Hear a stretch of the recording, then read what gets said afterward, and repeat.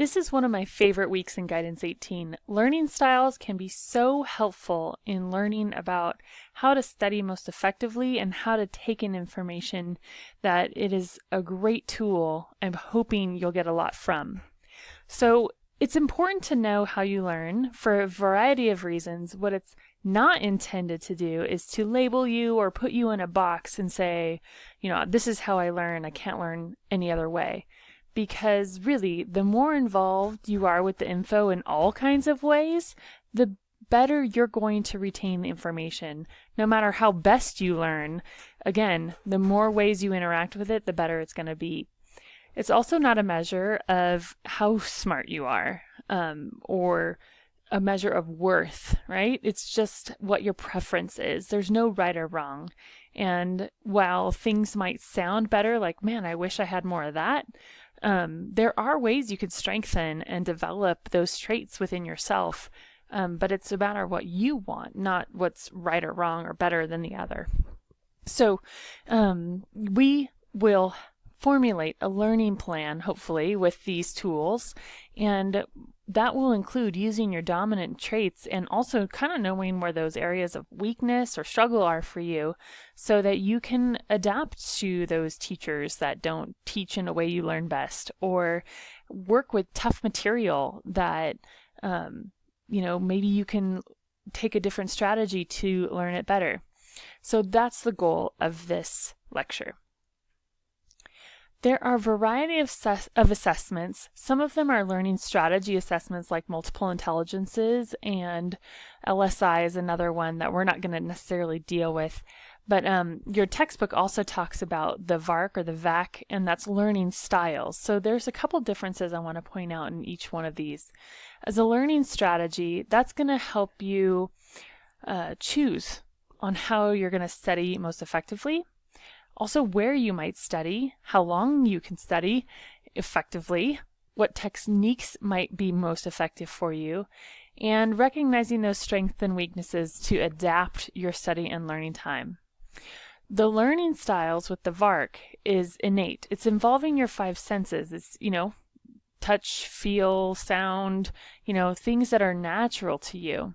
So it's how you best take in and process and retain new information and difficult information. So this not really, like I said, it's innate. It's not really something that you can change, but you can grow and adapt your style to particular professors, so that you can learn effectively, such as maybe you're not necessarily an auditory learner, you're a kinesthetic learner, the doing, the touching, and you get a lecture teacher who all they do is talk all the time. What are some things that you can do to help learn most effectively in that class? That's the kind of things that the VARK can help you grow. And then also the learning strategies can help you develop those too. I want to talk specifically now about multiple intelligences. That's one of my favorite topics because it's so useful. It's relatively new in the world of psychology. Howard Gardner is the one who developed it.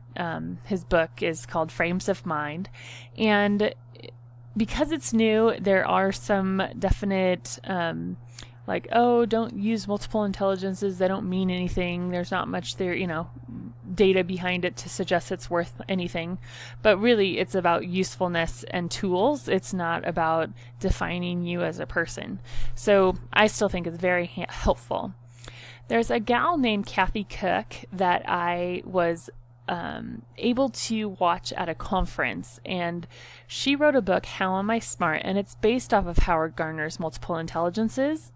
And I thought she was absolutely fabulous, and the rest of this lecture is going to come from her material and all the notes that you were given as part of this assignment or this lecture with the PDF printout.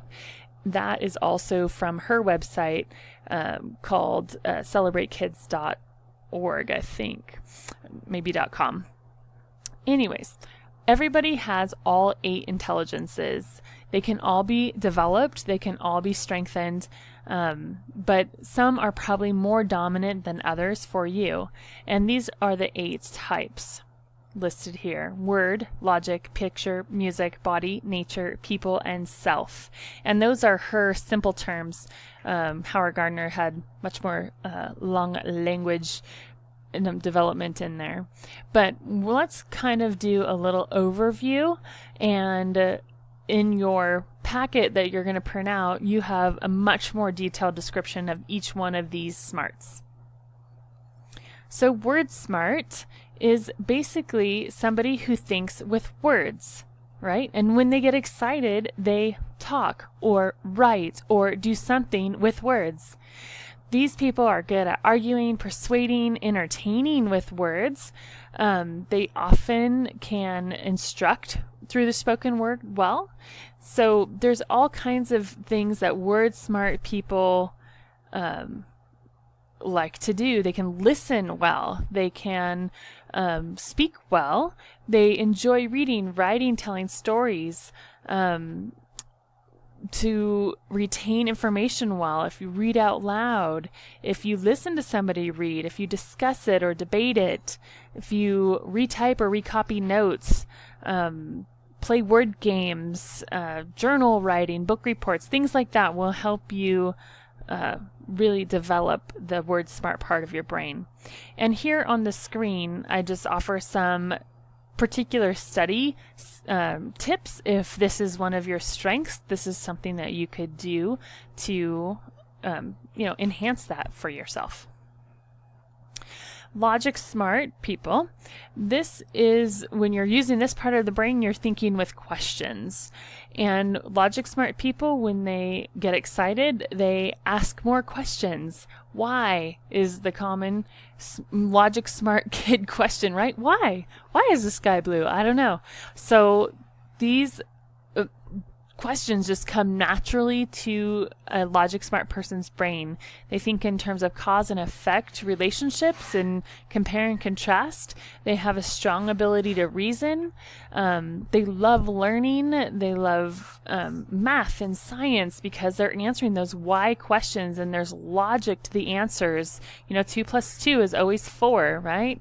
They love analyzing and investigating and experimenting and research, and they love to solve problems, and they like brain teasers and things like that. So again, study tips for logic brain people. Just really try to apply things to life and make logical connections between subjects, and that will really help you. Picture smart people think with pictures. This is one of my strengths, and when excited, you develop more pictures in your brain. This is thinking with your eyes, right? They think with your eyes. So they're very sensitive to visual details. You can observe, transform, recreate. It could be a lot of drawing, painting, creating kind of things, or it could just be watching movies, creative writing, photography, building Legos, I Spy books, things like that. So demonstrations can really help students with this type of strength. Also making displays in descriptive words, drawing out key points, doodling while listening, charts and diagrams, and coloring in things, maybe different highlighters to show different categories of information. Allowing time to study things with your eyes, like looking at your textbook to figure out where things are on the page. And that's how, again, I'm picture smart, and that's how I would remember for tests, is I would try to recreate it in my mind where that was on the page. So there's all kinds of different things picture smart people can do to enhance their studying. Music smart people think with hymns and medleys, right? They, when excited, they make music, whether that's tapping at their toes or with their pencil. They often are able to hear and appreciate or produce rhythms and medleys. They might be able to sing in tune and if they can't, they know when people are off tune. They can keep time to music. Sometimes, if this is really strong, you actually can play music as well. Sometimes for teaching or learning, you can make a song or a jingle about something you're trying to memorize, or even have music on in the background as long as it's not distracting you. Also putting things to clapping, like physical, Music Smart often goes with physical strengths. So like clapping math facts, or playing the same music with the same subject, like pairing things so that it kind of jogs your memory. That's one idea. That's some ideas for Music Smart. Body Smart a Body Smart person thinks with movement and touch. When excited, they want to move more. So Body Smart people are talented in controlling their body movements.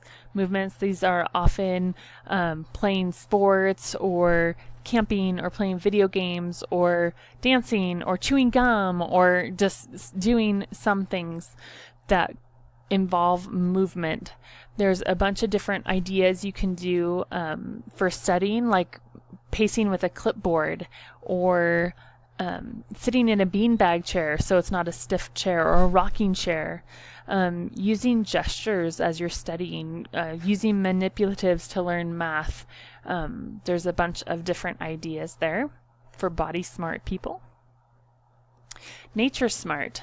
You think with, guess what? Patterns. And when excited, they go outside, right? So these are the people that can know that, a blue jay is a blue jay and not a bluebird because of the pattern of feathers on their chest. And in an urban setting, maybe it's the people who know how, this is a 57 Chevy because that year they had, this color rim or this color paint or whatever. So it shows up in different ways, even if they aren't from the forest, right? But Nature Smart people tend to love animals and be really knowledgeable about animals, about plants and cultural artifacts and things like that. They like to go outside. They tend to have very in tune with cultural things like overcoming hunger in Africa or things like that. Time outside is important. Field trips in nature, things of that sort when you get a chance. We only have a couple more minutes on my slideshow here. People Smart are, they like to think with people. And when excited, they go be with people. They know how to understand and respond to the moods of others. This is the person who goes to their teacher and discerns that they are not in a great mood, and so they're not going to ask for that favor they were going to ask for. So People Smart people tend to like leadership roles, and they're good motivators and encouragers, but on the flip side, there's also manipulation that gets involved there. And in general, they like brainstorming tasks and asking for people's opinions and question and answer discussions, and they have a good ability to interpret people's nonverbal body language. So that's a People Smart person. And a Self-Smart person is really good on their own. They think with their reflection, with time and space and peace and quiet. They get time to think deeply. When excited, they go and be by themselves. They just want to reflect in their own mind about this amazing things that, that are happening. They like deep soul searching. They're fiercely independent. They know what they know, and they may not feel the need to tell you. And so it could be hard for a Self-Smart person in a really participatory class to explain their ideas, but if you take the time and the space to do it, you can do it. So hopefully these are some helpful tips, and you'll get more from the reading. But here's some websites to check out if you want some more info.